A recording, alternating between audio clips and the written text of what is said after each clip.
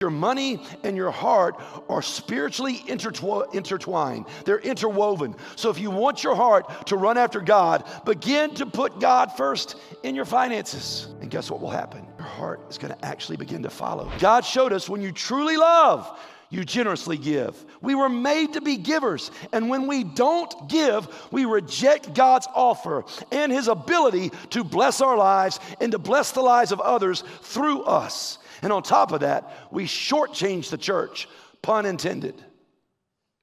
We limit our reach. Love God, love people, reach the world. We stifle vision and we hamper creativity when we don't reflect God's character as a giver. Sadly, we deny the very nature of who God saved us to be, which is like him, a giver. God so loved the world, you and me, that he gave his one and only son. Therefore, it stands to reason we are most like God when we give. Listen, can I just say this right now? I know you want to clear your throat for me so bad. It doesn't help. Just if you want to go ahead and do it collectively right now, that's fine. Okay, great. I still can't talk any louder than I am, but I know you feel better. Spiritual growth is about being more like God, right? Isn't that the whole goal, is that we become more like Jesus? And giving is a way that we can begin to do that. We break the hold of our old sinful nature, which is what? Selfishness, greed, and fear, and we genuinely, progressively become more like Jesus. I'm telling you this because I have been there, and I still battle it at times. Maybe this describes some of you. We're so fearful about giving that we're crippled spiritually and financially. Just remember, one of the axioms that we've used here for a long time, what you keep is all you have. But what you give, God can multiply. God so loved the world that he gave. And we're most like God when we give, when we reflect him, his heart. I'm not going to spend a lot of time on it, but I briefly want to talk about what does the tithe mean? Because we hear a lot about, oh, that's the Old Testament. True. I don't have to do that anymore. Somewhat true. The reason we talk about these types of things is because of what Ephesians says. Why do we still talk about this? The same reason we talk about everything in the Bible. We're equipping the saints, that's you, for the ministry of reconciliation. That's what God's called all Christians to do. So we equip by teaching God's word. And this is a part of God's word. Like last week here at the church, we biannually do big give offerings. We've times done Christmas offerings above and beyond. We've done special initiatives to give towards missions or college students. And we've done other things where we ask you as a church to give above and beyond what you normally give. And just like last week, most of you respond generously. Here's what I want you to understand. When we do that, biblical generosity in action, that's what we begin to express. But it's impossible, I believe it's impossible to be generous unless you have first practiced the basic biblical starting point for giving somewhere, which I believe is called the tithe.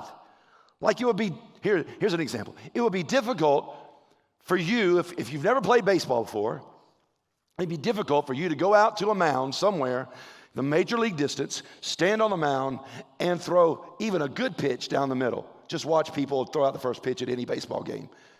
It's awful.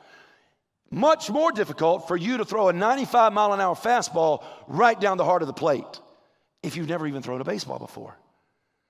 How about this? It's going to be less than likely that you cook a 5-course, chef-qualified meal if you've never even heated up a can of soup in your life before.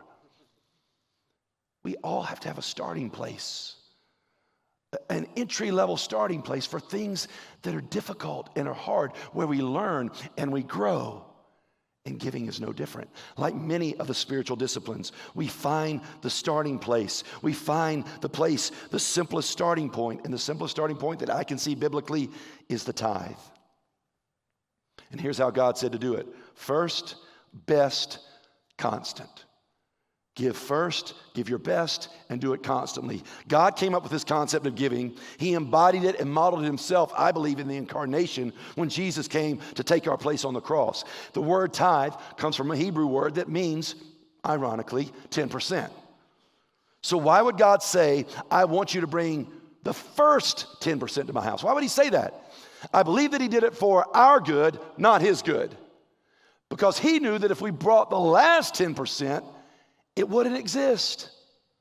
It wouldn't be there. Just like everything else. That when we say, well, we'll just see it at the end of the month. Sorry, it's not there. Because it never ends up happening that way. I believe he did his work, and he's doing his work in us by giving, to work on our selfishness and our greed, to work that out of our hearts while working in faith and generosity. In other words, when we give the first 10%, that takes faith. It doesn't take faith to give what's left over. Anybody can do that. Well, this is what I got left over. After I've done all that I wanted to do, after I've paid everything I need to pay, God, well, here you go.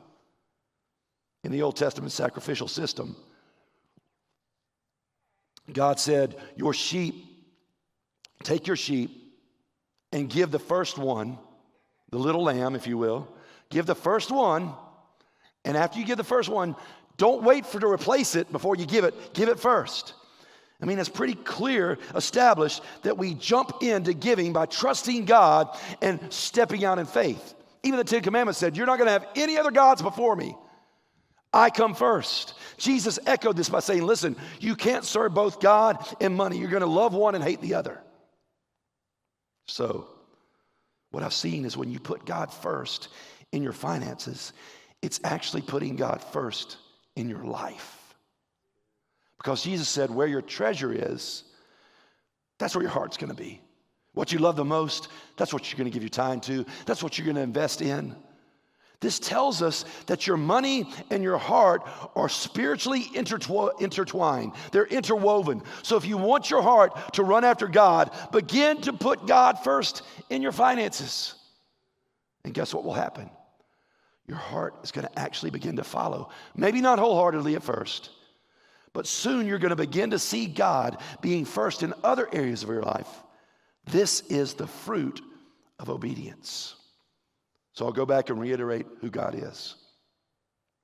God is a first, best, constant giver.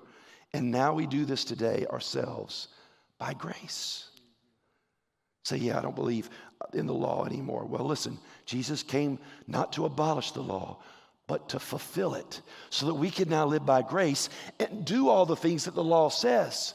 But listen, grace givers are way better than legalistic givers anyway. Grace givers are always going to outdo law givers. Why? Because grace always outdoes the law.